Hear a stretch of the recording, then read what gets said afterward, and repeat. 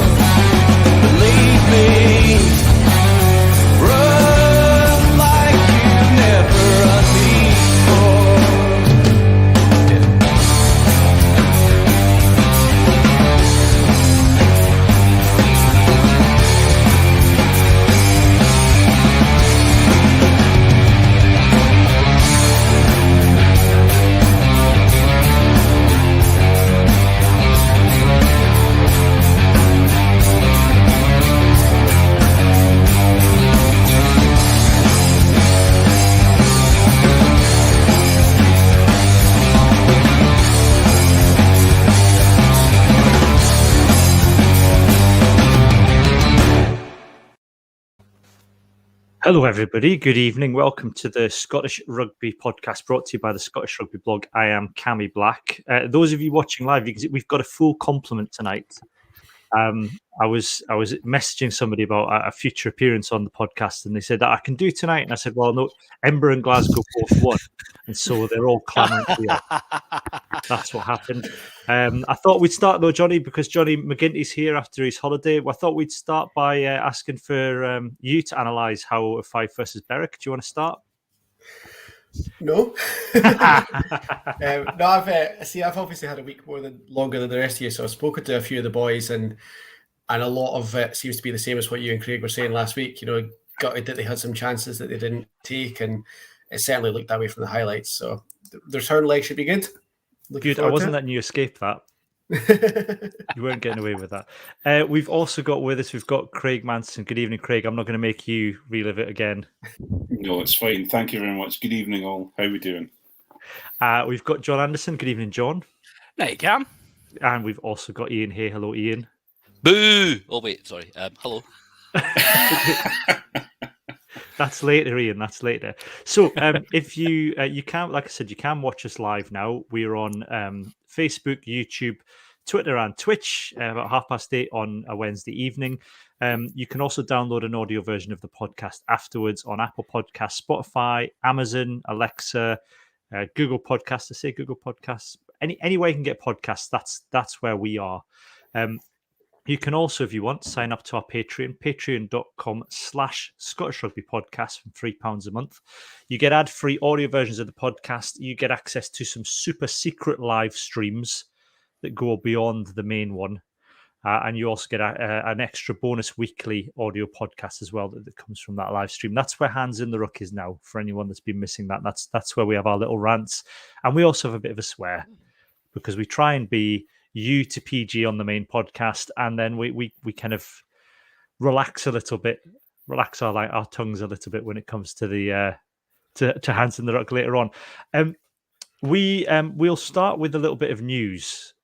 We are the podcast brought to you by the Scottish Rugby blog, and you can go to scottishrugbyblog.co.uk, and today we published an open letter to Glasgow Warriors and Al Kellock about the upcoming fixture with Exeter Chiefs. Patreons will know we've talked about this on Hands in the Ruck the last couple of weeks, just about everything that's been going on recently, and we've talked about this issue for a long time.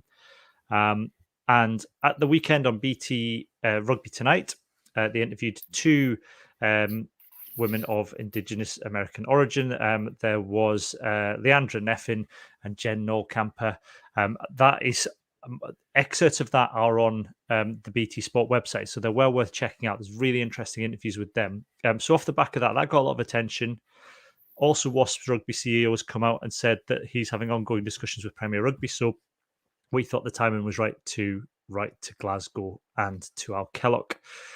So you can go and have a look at that letter on the on the blog. I'm not going to read it out now.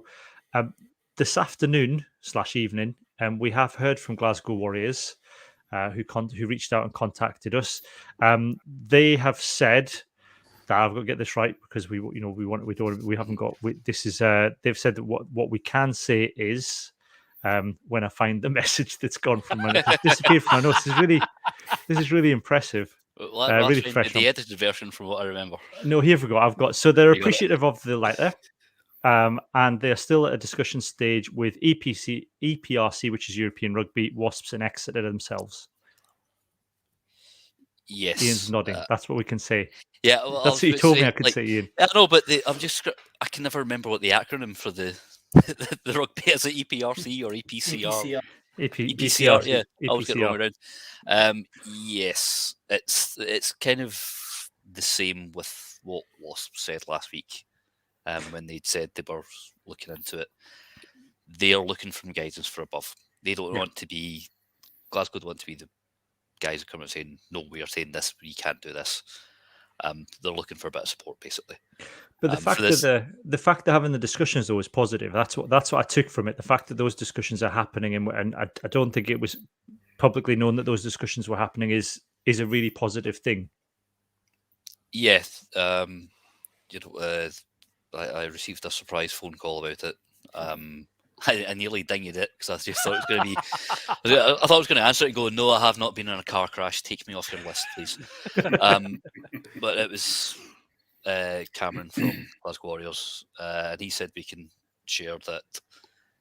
Yes, Warriors are looking into this because obviously the groundswell of thought behind it has been building up over the last couple of years, especially and particularly with Leandra and Jen's appearance on Rugby Tonight on BT Sport. It's really helping to drive home the message that,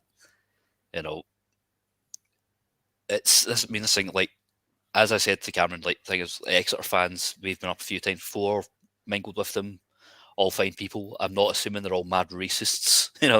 This is not the point. This is not, we're saying these are all a bunch of mad racists, stop wearing a headdress. What it is, it's saying these artifacts you're wearing, they are sacred items.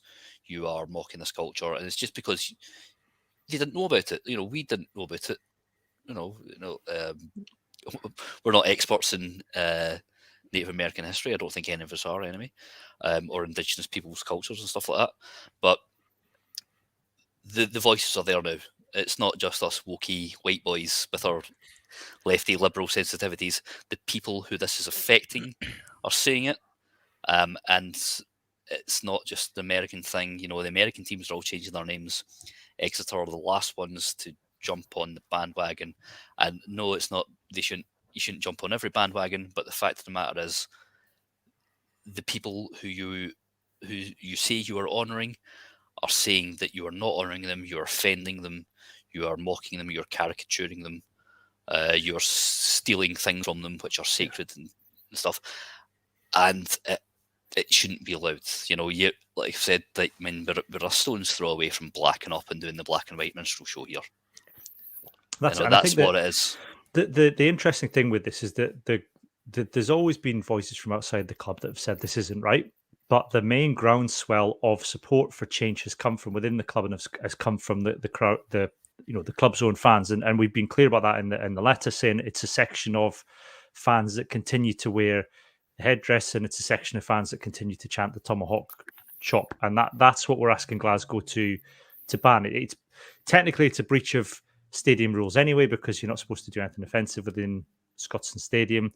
We're not asking for them to ban the branding, although Johnny Wasps have gone that stage further, and they didn't include any of Exeter's branding within their social media posts this week when they were playing them. Brilliant. And it took me a couple of days to notice, and then I think it might have actually been someone sent it to you, where Wasps do their full-time poster with their badge and then the opponent's badge, and they'd left a blank space where Exeter's badge was. And I, because I'm cynical like that, I thought, I'm going to go and check that this is actually what Wasps has done and nobody's photoshopped it. So I went on to Wasps' official Twitter feed, and they did do that. And also, when they do their live score updates, they'll normally just use a Wasp emoji and the visiting team's emoji, and they used a big black cross for Exeter for every single live update. It's Yeah. like they use like cherries for Gloucester. They use like the little Saint feast for Northampton and stuff. For Exeter, it was a black cross for every single update, and then they just left a blank space on the poster, which I thought was amazing.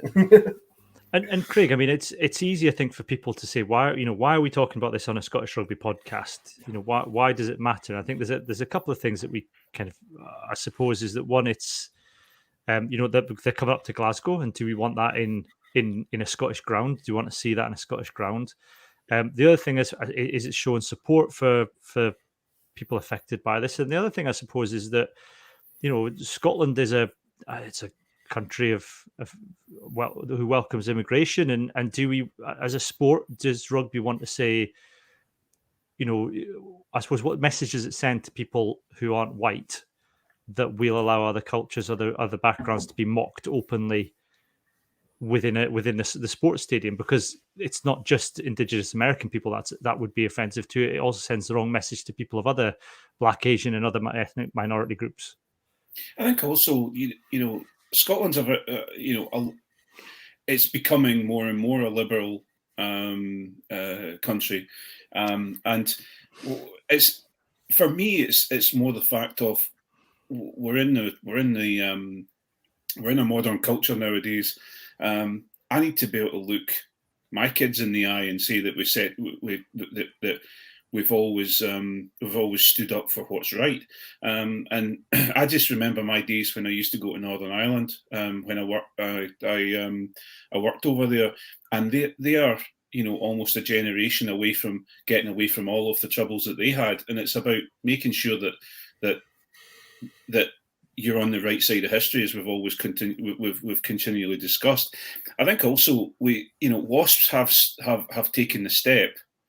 And I think it's very much up to the rugby clubs within the UK, the professional rugby clubs, to take that step with them and stand behind them and say, we're with you as well, because they're the ones that have actually taken a step and are taking a fair bit of flack about it. So I think it's a good step to take. I think Glasgow are a fairly open-minded club. Don't get me wrong, us in Scotland haven't got it right all the time. We're not the most, we're not the most woke country in the world, but we have got it wrong in times. But this time we've got the opportunity to be on the right side of it, and I think it's the right way to go. Yeah, and I suppose that's the thing, John, is the speaking to WASPs. That surprised me a little when we heard that I suppose when you think about it, it makes sense. But that's the positive thing, that they're talking to the club that have already taken a stand about this. Yeah, I mean, it just shows a bit of solidarity, doesn't it? But also, if we're being, again, back to the very first point we made about almost seeking support from above, the work that WASPs have already undertaken on this, they've obviously issued a statement kind of saying that we're going to be doing work on this, we're going to be having discussions. Those discussions, it's really important that Glasgow get wind of those, because, if they are going to take any steps in this matter, then having all the evidence in front of them is really useful. And, why reinvent the wheel if someone's already done it? Brilliant. Yeah. And I think the thing is, Ian, it was something you kind of, when we were drafting the letter together, and you'd kind of raised about what Glasgow did with Nelson Mandela. And I think that's what we've said in the letter is, we'd like Glasgow, we're asking them to take a step further, because Glasgow has this history as a city of taking a stand on big issues. It gave Nelson Mandela the freedom of the city. I don't think I'd realised the whole story of this, that they gave Nelson Mandela the freedom of the city in 1981. But then not only that, but the city council then renamed the street where the South African embassy was to be Mandela Place, which is a wonderful piece of trolling. Yeah, I think I've not actually checked this up since, but I'm pretty sure it went to a sort of public vote. Yeah. Or the suggestions were open to the public, and they said we'll call it Nelson Mandela Place.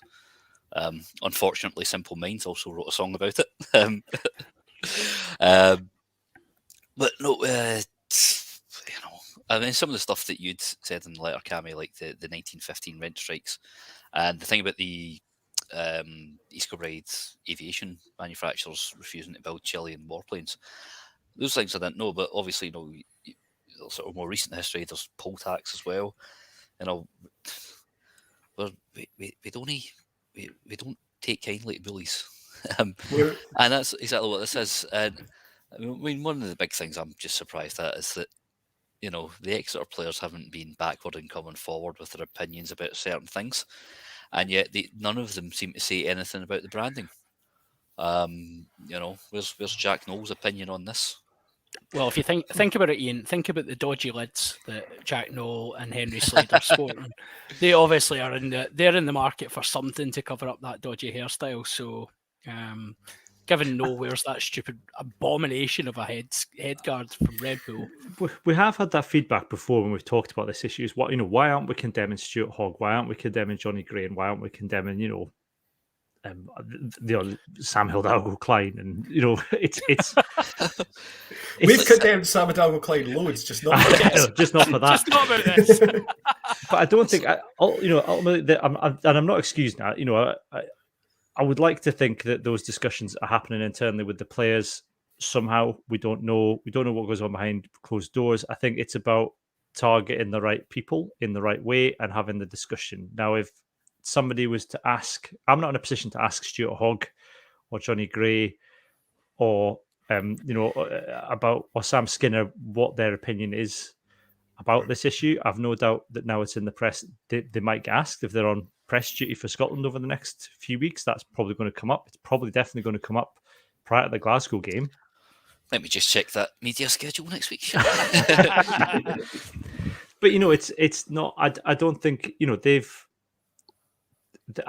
employees of the club, and you know they'll like, we've all been in work and jobs, and there's things you like about things you don't. And yes, we'd like them to take a stand, but are we condemning them for playing for the club? No, because I wouldn't condemn Exeter Chiefs for Change for continuing to support the club, because that's what it is. This is one that I've no doubt Exeter is a wonderful rugby club underneath it all.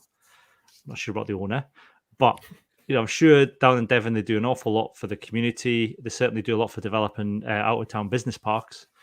Very much so. But you know, I'm sure there's lots that goes on that's good at Exeter, because and there must be, because otherwise the fans that are pushing for this change within Exeter wouldn't keep at it, because they wouldn't want to walk away. So there has to be something special about the club that keeps these people hanging on in the hope that it will change. And I would imagine the players are in a similar position. Yeah, we were there. I went in 2019 to Sandy Park for the Glasgow Exeter game, and it was a really, really nice weekend. The fans were all really friendly. We went to Gareth Steenson's bar, and they're really welcoming. And it's like it's a nice place to go, and they love their team, and the majority of them were really, really nice to us. I wasn't such a fan of being in the Powwow bar or the Trading Post club shop, but the club and the fans, themselves are really nice. They're really involved in the town and stuff. They just need to get this tiny little thing sorted. Yeah. And I think it's coming. You could see this weekend after the BT Rugby Tonight thing that there was a change in some of the regular people you've seen comment on this on Twitter had started to had an opportunity afterwards to ask questions to Exeter Chiefs for Change of Leandra, and she was being very honest and open with that. And you could see there was a couple of people starting to say, okay, I understand it now. And the discussions were then going on to talk about alternative branding that Exeter could use. And those, when you suggested that to those people in the past, had been dismissed as, oh, no, we're not doing that. We don't need to do that. And the tide seems to be turning anyway, which is a good thing. We hope that Glasgow can play their part in that, which would be nice. Absolutely. Anyway, let's move on to something else. And should we do Super 6? Because it's finished. This is, Super 6 is finished. And I'm really sorry. I apologise now to Martin Clark, who's been after my Super 6 jingle all the way through this. And I've failed, Martin, and I'm really sorry for that. Really We're all gutted. Well, next time me and John are practicing, we'll do like a napalm death one. Right, yeah, I'll give you my. I mean, my idea was just to shout "Pick of the Six" over the Blankety Blanks theme tune, but you know, so if you can do that for me in a napalm death style, then yeah, we'll blast beat version of Blankety Blank. Yeah, I'm going to drop B. That's how deep this is going on the base. Can we do it over 200 BPM, Bean? If you do it though, you have to. If you're going to do the Blankety, keep up, John. If you're on bass, though, Ian, what you really need to do is you need to get the whole boom boom of the Blankety Blank bit. Because blankety blank, a boom boom. That's you really need to get that on the base. It's not. Yeah. Blackity blank. Pick of the six. But yeah. That all high. I wanted to talk about the fight. I mean, we can talk about the tournament in general, but let's talk about the final. I was predicting a comfortable win for the Ayrshire Bulls, not for the Ayrshire Bulls, for the Southern Knights, and Ayrshire Bulls won. I also that also made me think of all the other terrible predictions I've made on this podcast. Like, and then I remembered I'd said coronavirus. That's just going to be like the flu, isn't it?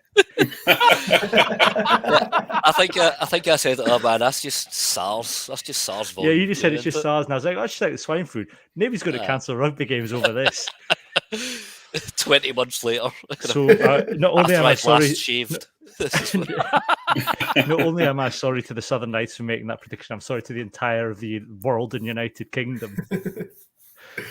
Sorry, everyone. Sorry, everyone. Craig, that was. I mean, it was a good game. It was maybe wasn't to the kind of free flowing standard we've come to expect of the Super Six, but overall, it was a good contest between two top sides. I think the big. I think for me, Ayr's defence was the biggest plus point for the game, because it just absolutely put a stranglehold on the Southern Knights. Every time, even when they went down to 14 men, the Southern Knights struggled to get any. In fact, they got to a point where the ball was either turned over or it was kicked upfield, from Ayr, because they dropped it. So I think the defence was absolutely outstanding. Especially, for example, I think it was Matt Davison that put that try-saving tackle in, and that was just like. There's Ian professional Moody, teams that can't do that. Ian Moody is not an easy man to hold up when you're a fullback. No, absolutely not. That was fabulous. Was it Cavan that came in and helped as well? I mean, that was. Yeah. But if you see him getting rolled, he was rolled just as he was about to put the ball down. He was rolled, and I just thought that was absolutely fabulous. Apart from showing up, I think it was there was a kick through. And it showed how inappropriately prepared the Dam Health Stadium is at the edges of the field. I didn't fancy getting a bit of rock rash and metal grating on somebody's head and one of the tries, but no, it was. I just thought Ayrs. I think the thing that broke the Southern Knights was Ayrs' defence. Yeah. And that's something we've talked about a lot, John, on the podcast, is that, with Super Sixes, the attacks have been absolutely, top draw. Some of the rugby that's played is brilliant, but a lot of that was maybe down to some poor defending as well. So it's good that it's tightening up. I mean, it bodes well for next season, I guess. Yeah, I mean, I don't think anyone would sit here and say that they want defences to be king in the Super Six, because the entertainment value, I think they said at the start at the start of the commentary, didn't they, about how many tries had been scored in the tournament and stuff like that, and so it was like 170 or something. It's outstanding, and nobody wants to lose that, but we also need to view it as what it is the development pathway potentially for people to get game time, possibly move to pro contracts. It's meant to be that intermediary step between the amateur game and the pro clubs. And you'll not get away with that level of defence in the pro game, like at any point. In those first few weeks, it was quite disconcerting to see how bad the defences were. But I think it is really a positive thing that, as Craig says, a team has won it, and really defence is what won it for them. We've seen both teams kind of score lots of tries against others. So no, it's good. But if they want to just keep this like Super Rugby and just tackling optional and just go for it, then I think I still think I'm in for that. Ian, I mean, it was always going to be Knights and Ayr Bulls, I suppose, in the final. I was quite encouraged to see. I mean, I think some of the doubts have been around the franchises and how people were going to take to it, and whether or not they were going to be able to build up their own kind of fan base. But you look at some of the footage, and there's kids in the crowd wearing Ayrshire bull horns, which is nice to see. Yeah, I mean, I've been down to Milbury twice this season. Ladies' Day was absolutely jam-packed, and not just because Matt Valance was there, obviously. I think the fact that, because some of it's been played in summer, it got more people along. It also helped to get these tri-fests, these initial tri-fests. But then, like you said, it's the fact that sort of two teams who were good defensively, obviously with Pat MacArthur being the Ayrshire coach, and also he stuck with his pack quite a lot. Especially his loose five. It was usually Everard Bloodworth, Sweeney, my boy, Fantini, and Blair McPherson. And that they had that cohesion to be able to defend. But even I was at the Watts game on Friday. The tournament was better than the last time I'd been. But certainly, I think with the Ayrshire Bills games too that I went to, the tournament was better. I think a lot of it's just been, fans haven't been able to go to games, so that probably helped push the issue. But again, as well, I will put forward the fact that the weather conditions weren't honking would encourage people to go along. And I think as well, the brand of rugby, now that they've been able to see it on the telly, I think that probably helped as well. Yeah. John, we talked about that. Let's talk about the Dam Health Stadium's tri-goal area. Is that a design flaw that the Super 6 rugby has uncovered that the United Rugby Championship has hitherto failed to? The end goal at Scotstoun is not exactly huge either. I don't know whether it's something that they've used purposely, but putting that big metal barrier around it doesn't seem like the best idea. Quite a lot of the Ayr players looked genuinely concerned for their teammate when he went skating into that, which I'm not surprised. I was at Braidholm the other week in GHA. They've lengthened their pitch, so their in-goal area is shorter now. Because there's like I think you're allowed a sort of 2 or 3 meter differential. Mm-hmm. I think it's maybe 5 lengthwise and 2 or 3 meters widthwise. Which doesn't sound like a lot, but that wee toe into touch could be a big thing. I'm not exactly sure who it benefits to have. Like Murrayfield's got a massive in-goal area. Yeah. I've definitely understood why Scots change is so it. small. They've shortened it, yeah. It used to be massive because Stuart Hogg kept on getting caught out of it. Yeah, there's like an absolute minimum, and I think if I remember rightly, with Scotstoun during the Commonwealth Games, they had to move the sevens to Ibrox because of the in-goal area. It was apparently too small. All right, I thought it was more a capacity issue. But... Probably a capacity issue as well, but I don't think Ibrox was. I mean, it was pretty busy, but I don't know if it was. Oh no, it was ramped. The first was it ramped? Yeah, I went the 2 sessions of the first day.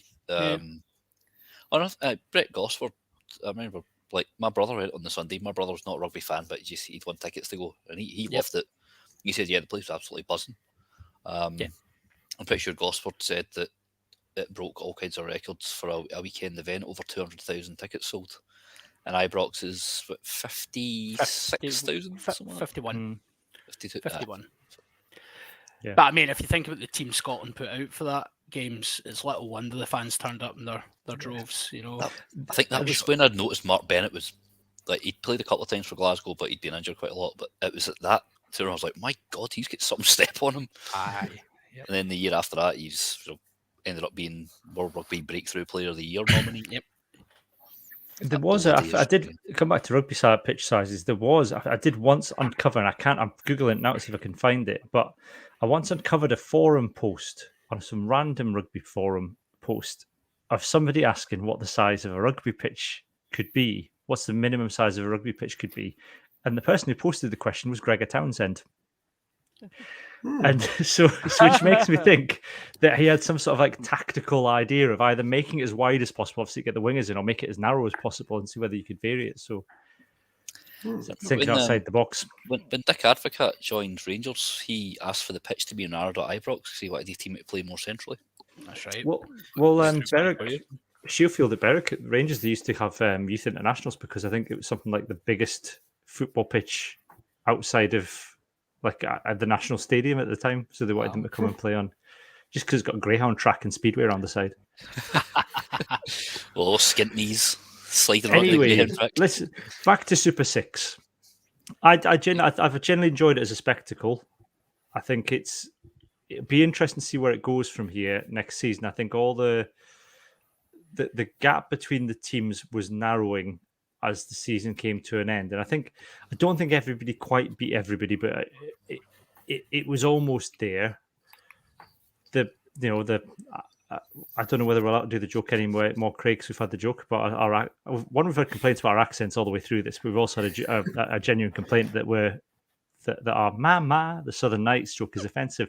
I think unless you're a Southern Belle, it can't be offensive. That's true. It's offensive to Southern Belles, and they're offensive anyway. So they are, yeah, absolutely. It's not offensive if you're mocking a racist. When we talk about the Southern Knights, I want to have like a burning tea graphic in my background. That's where the joke came from, right? Yeah. See, the context is everything. That is where the joke came from, and then it spiraled into Craig and us thinking about Southern Belles and Gone with the Wind. It's a lowercase t for time to leave. Naggers, eh? Naggers. But I will say this about the Super 6, and that is, frankly, I do give a damn. Very good. Mama, Cammy, that was fantastic.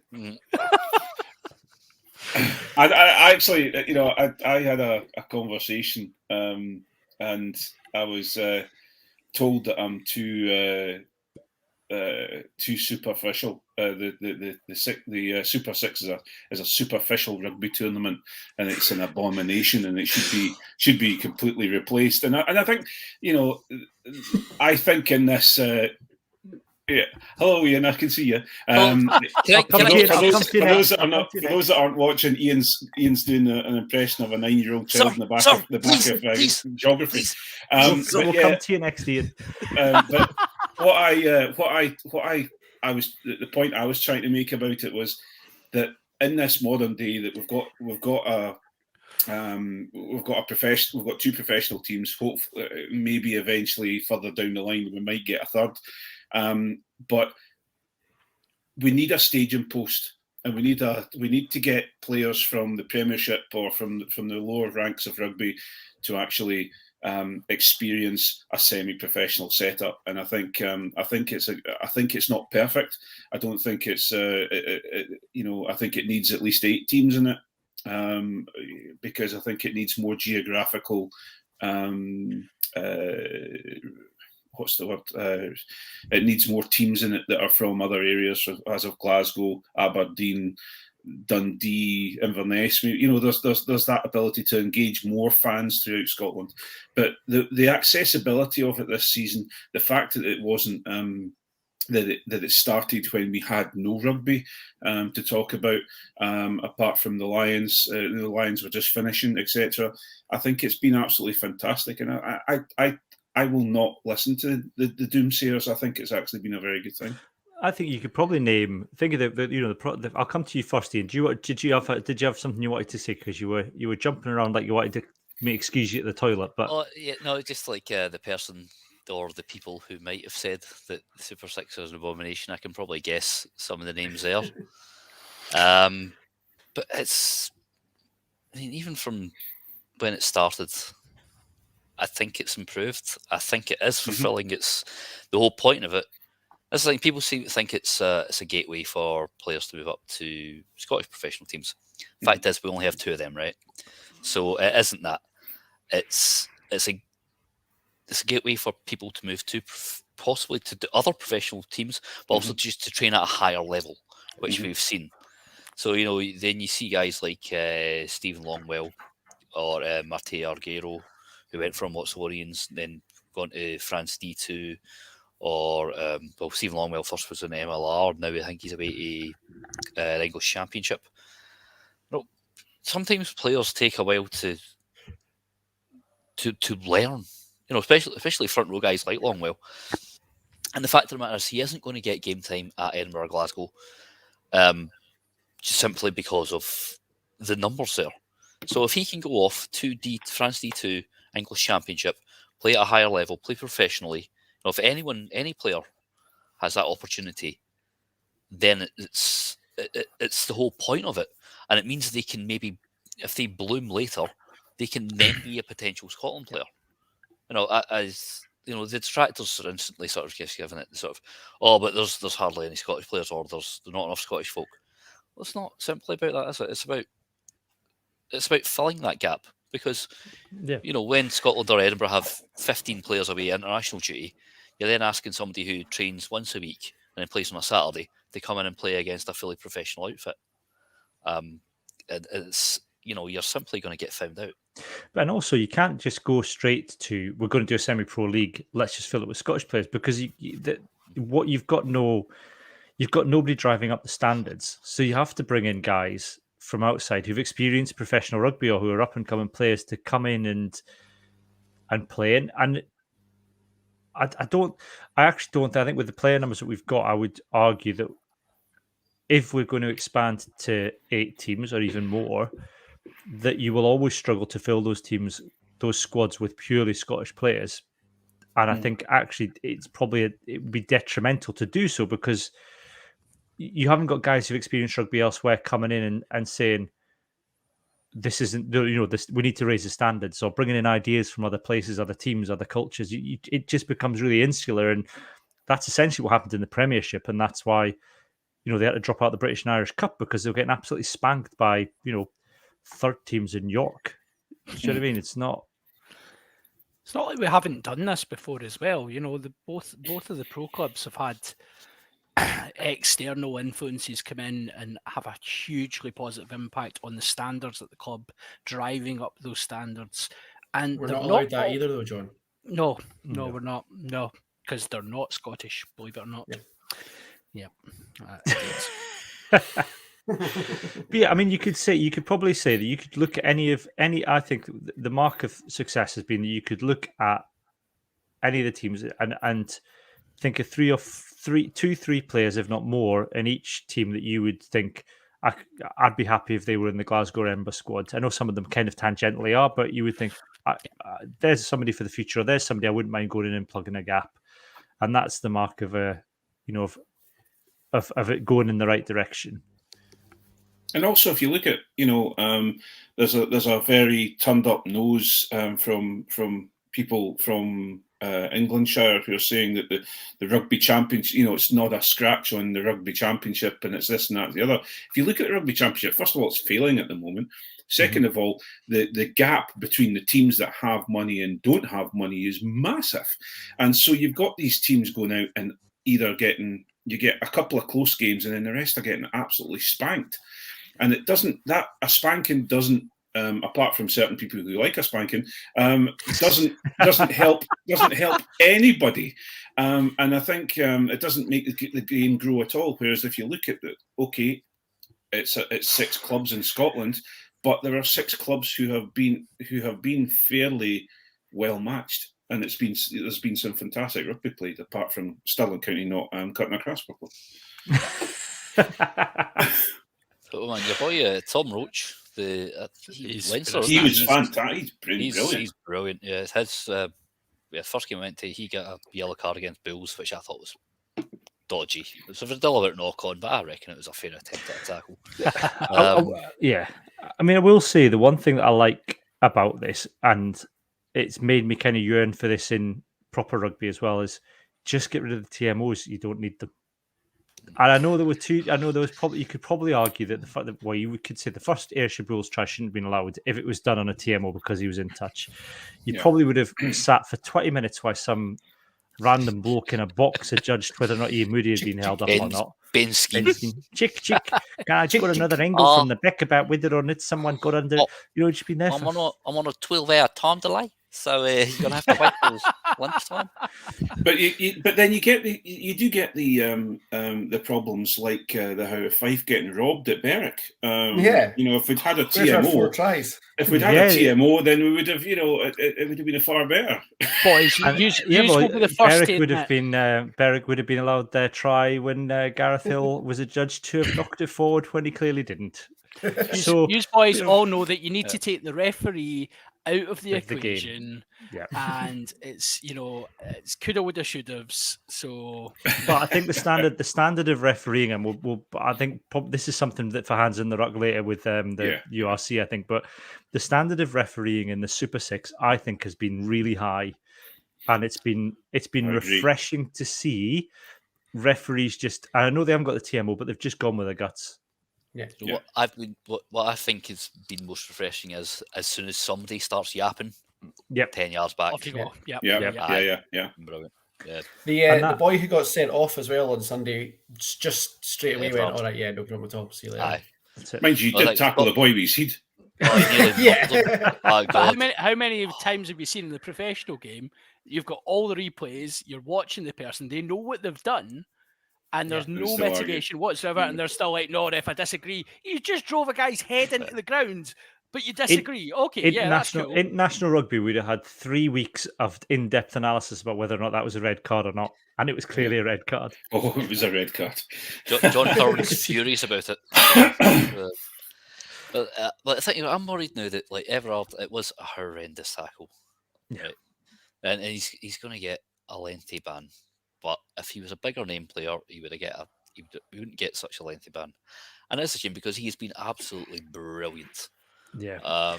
Has he got any evidence of his gift aid to like National Trust or the Dogs Trust or something like that they can put in and claim it's charitable work? You know, See if you he can put should some have photos of done him on his Instagram. he should have done that every time he scored a try. You'll Yeah. you'll I have to heard he take. donated to us when we done the Dodmaster. That's that was enough. He donated a $5 to us. You'll have to Did he? take the really Oh, well, there we posh go. chocolate biscuits. You'll have to take some really posh chocolate biscuits along to the here, and that's What chocolate biscuits would you take? Foxes. None, Yeah. because biscuit patter's gone. Let's say this. Listen, Is that we don't do cancelled biscuit. as We well? don't do. Well, Aye. we don't do biscuit patter in the main pod now. That's all for Oh, hands no. on the rack. Look, you want biscuit patter? You pay you £3 You want a to hear month. what our favourite biscuit is? You pay for it. Well, I'm not giving that up for free. Yeah, absolutely, yeah. I forgot about that. I also going to fund our biscuit habit. Yeah, let's talk about the URC because time's marching on, and I want to. We've been good at getting this in under the hour on the main podcast, and I like to keep it that way. Let's talk about Edinburgh first, Craig, Please do. because that was the better game out of the two, and I'll not have it any other way. There was a lot. It was a good game. It was entertaining. I think that I know you said it before. I know you were there. I know we've talked about this before, but and this isn't damning you with faint praise, but Edinburgh suddenly feel like a club because of the stadium. Before it felt like a collection of international players and fringe international players who got together on a Saturday, and a few people went along and watched them in the vacuum that was Murrayfield. Yeah. But just the way you can see it when you watch it live now, it feels like a club with proper fans. Yeah, and I think where we're finding it, I think the players are now realising. The players, the players who got to meet a lot of the fans in the tunnel at Murrayfield, and they got their selfies and their autographs and things like that. But I don't think they ever felt that they were part of a club really, because they were. They're in the vacuum that is Murrayfield. We've looking at that's the third game in a row that we've increased spectators. It was over 6,000 at the match, and you could hear it. And it is I was going to say really, it seems noisy on the TV. yeah, and it is really because you're also very close to the game. You can have a bit of banter with the players. You can have a bit of shout at folk, and once we go into Hands on the Rock, I can tell you who I was shouting at. And I think it was just, I think, for example, WP no matter what anyone says, and he is getting a bit old around the edges, but he came on, and the first scrum penalty he got, the place just about erupted. And he just stood up and just smiled at his opposite number, smiled at Bismarck Duplessis, and everybody kind of went, aye, it's on. And it was just absolutely fantastic. And then Ian's gesturing, because, further down the line, then there was some pushing and shoving after the second or the third, maybe, scrum penalty. It was. I think it's just one of those things. I think if we can get to that point where we come out early, we catch people off guard with this new play that seems to be working with Mike Blair, and then all of a sudden defences show up, and we struggle a little bit after that point to get through the defences. If we can change a few of those little bits and pieces, then I think we'll be a more rounded team. And we'll get better. We'll not get those last-minute scores at Benetton and things like that. Yeah, I wanted to. Charlie Shield impressed me as well at the weekend. I think we've talked about him previously on the podcast as being, under Richard Cockrell, he kind of maybe came on. He'd be given 10 minutes at the end of a game to try and win it or change a game, and he'd overplay it a little bit. You could see he'd get frustrated. And not endlessly box kick like Henry. Yeah, exactly. And that was the thing. It's hard to know whether or not he came on the last 10 minutes and he just kind of try some stuff. And it's hard to know whether or not you're comparing him to Henry Pyrgos, who'd been on and been clearly told to endlessly box kick to nothing. Yeah. As to whether or not that was a mark that he was a better player or he was but actually, yeah, I thought he controlled the game really well. And yeah, he's got a great pass on them as well. Great pass from the bottom of the ruck. There's just a couple of things I would say need to be tidied up. With Charlie Shield, I think he's getting to relax a little bit and realise actually I've got an opportunity now, and I don't have to be the headless chicken. What was your take on James Lang at 10? Which is, we've heard for a long time that he can play 10, and he had to come on. And I know in a Scotland shot, everyone's kind of gone, yeah, it's been a bit. It's like, yeah, but he's not amazing. He's never done anything spectacular. He's solid. Yeah. And I think apart from missing a kick right in front of the posts, he had a kick to take us further in the lead, and he hit the upright. But I think I prefer him at 12 or 13. I think he's going to be he's a better centre than he is a 10.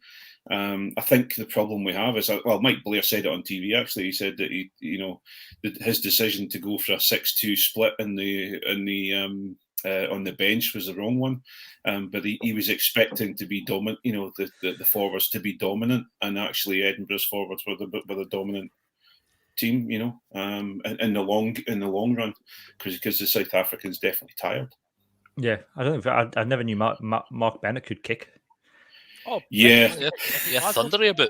Absolutely, I know. Plus 50 meters, easy. Yeah, I did well. I think just a couple of our line out was dire, and we need to solve that very, very quickly. Anytime Grant Gilchrist was jumping, he was getting it, but when it was going to somebody else, there was there was problems. And we had some really good chances. We kicked the ball into their 5 metre line, just off their try line, and we could have just taken that and mauled it. And unfortunately, then the line out was turned over. So, and that happened several times. So that was disappointing, because I think the score actually could have been bigger. Yeah. To be Immelman offside, that annoyed me. Mind when I think it was about an hour into the game, he had a break down the right.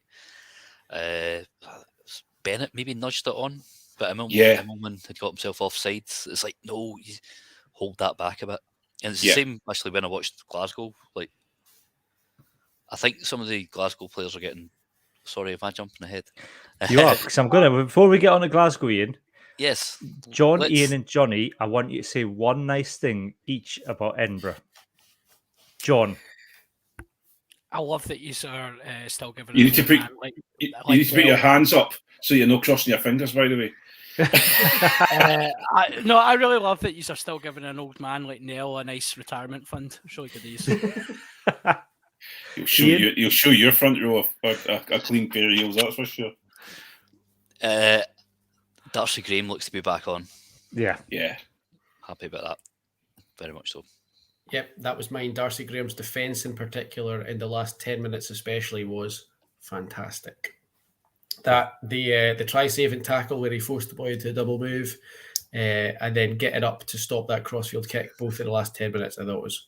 I thought that double move call was tight, man. God, I- God, It was an I'd have interesting call. given it like because it's like going, oh, but he's propelled himself forward. Well, not really. He's kind of He did. He propelled himself with his arm, and then it was. And With- then he went again. There was no. I'll tell you what. What was very obvious. There was. I've forgotten his name, but both that winger and the other winger that with the head guard on. Adrancy. Yeah, they were both very switched on, constantly hanging on the touchline, pushing the stand off to kick the ball out to them and get the ball out. You know, they were like, for example, there was one I've forgotten the chap's name, but the guy who missed that try or got that try turn, you know, said it wasn't a try. He was hanging on, talking to the touch judge as if so that the team, you know, Edinburgh were thinking, oh, he's part of the ball boys or something like that, and then all of a sudden the ball would get kicked over and he would catch it, and he looked very, very, yeah. It's it a was smart play it was as well, interesting. because you're almost saying to the touch judge, I'm on side, sir. Look where I am. Look, there's the line. I'm right here. I'm on side. So you're kind of you're removing any doubt from their mind, so that because they always check those cross kicks, don't they? If you score from it, they always check it, and you're like, well, I was talking to him. He was right there. One quick thing I would say about Edinburgh is, seeing as Lang said he'd come up here to play 12, they need to sort out their 10 situation. Is it going to be Savala? Chamberlain, like, hasn't really come on. You know, even now that Super 6 is finished, Jason Baggett, is he going to come back in? Oh no, there's this kind of rule that Super 6 can't go down a step. But I think you can't go down a step. You can go down to the Premiership. You can't go below Premiership. So you can't go to. They can go and play for a Premiership team, but they can't go to National One. So you couldn't go and play. You can't play for your kind of parent club, so to speak. So you can't go and play for Melrose. See, I just thought it wouldn't that you can go play with your Prem team either. So it's like, you know, for example, but none of them have got Prem teams because they're all relegated to the National One. And I was just about to think that Vandervoort, but he's not in the Scotland. Again, I'm jumping the gun. He's injured. So he took a big injury at the weekend. Yeah, I got a news notification that it was like, oh, Edinburgh have big win against the Bulls, but it's marred by injury to Scotland star. And I was like, oh, I don't remember anybody getting injured. I went and checked, it was Van der Vaart. I was like, heavy lifting going on there, boys. Let's be. What I will say, just a little bit of defence on the old Jacko. He played out his skin again, and he's really shown himself this season. To be, when he's played, he's been fantastic. He's back to his old self again. But now, unfortunately, he's had a fairly hefty shoulder injury, I think. So, you know, it's not that I'm saying I'm quite glad he's not going off to Scotland, because, you know, we need our tens. We need our tens. Because after all, you have none. Yeah. Before we send Duncan Weir across the M8 again. Oh yeah. He's been such a smart signing until he plays Guff on the weekend. I did not say that. I have been absolutely damning in my criticism from Weir since the moment we signed him. I tagged Glasgow Warriors in it when they announced him and was like, all right, blooming stupid signing this, bloody retirement home, etc., etc., etc. I'll have none of your stuff, Craig. Right. We've got 5 minutes to talk about Glasgow. I don't think it'll take that long. Rubbish game. We won. Move on. Rufus McLean's I'm not letting you move on that quickly. Come on. Rufus McLean is dynamite. He is box office. Yeah, this is strength. This is strength through tackles is quite remarkable. Yeah. He was a wee boy last season as well. He's got big really quick. He's really, really piled on the muscle, and he's kept his speed as well. If not, he's faster than he was. He's so rapid, and this like spatial awareness just to see that gap and just gone. Yeah, brilliant. He's with the Scotland squad the way it's been announced. I could see him getting some pretty decent game time over the autumn. Sione Tuipulotu is another one that I think has to be bang on for the Tonga game. Yeah, because that try where they were switching it back and forward, that was really simple. What I like about it is it's just really simple rugby, but it works. Yeah. See, that was a really nice example of Warriors excellent support play, but not overdoing it. Sometimes I think like there's been a lot of times people have made a break, but then whoever it is, they're too keen to get on the shoulder, so they end up overrunning it. Just a wee bit of composure, just hold back a meter a wee second. Just let the guy who's got the ball look what's in front of him, then make a decision. But if you're right on, because there's been a few forward passes which have broken up plays, but when the likes of if George Horn's charging away, then you've got Sione, just on one shoulder, and then out wide, whether it's McLean or Cancellieri or Forbes, who we'll get onto later, I assume. Yes. There's just sometimes that wee bit of over exuberance because this is now a very young back three Glasgow have had. Whereas my complaint of the last couple of years have been we've got old dudes, great as DTH, Lee Jones, Nico, and all that were. They don't have that initial 1 or 2 meter burst of pace that they used to have when they were in their early 20s. But it's encouraging signs as well. We're not as, fair enough. We've not, apart from Ulster, who we did far better against than we did last year. We look a lot more solid in defence. And I think one of the big things about that is the fact that Richie Gray has been fit. Because a lot of the time he was, he was out for a long time with concussion. Understandably, good things. We don't want to rush him back. That's the whole thing about Glasgow and even Scotland being soft, especially Glasgow being the soft pack. The Lewis Bean is now a full-time guy in, and he's he's not Leone Nakarawa, he's not brilliant or anything, but he's a big lumpy guy. Yeah, and that's what we needed. We needed weight. So him and Gray coming in. They've Gray. I think Richie Gray's work rate is just phenomenal. It seems to be a family trait. He's tough as a coffin nail, Lewis Bean, as well. He's a serious unit. Can I say a downside about Glasgow on then, weekend? Because because I'm obviously the balanced one here. Sorry, I find that really funny. I apologise.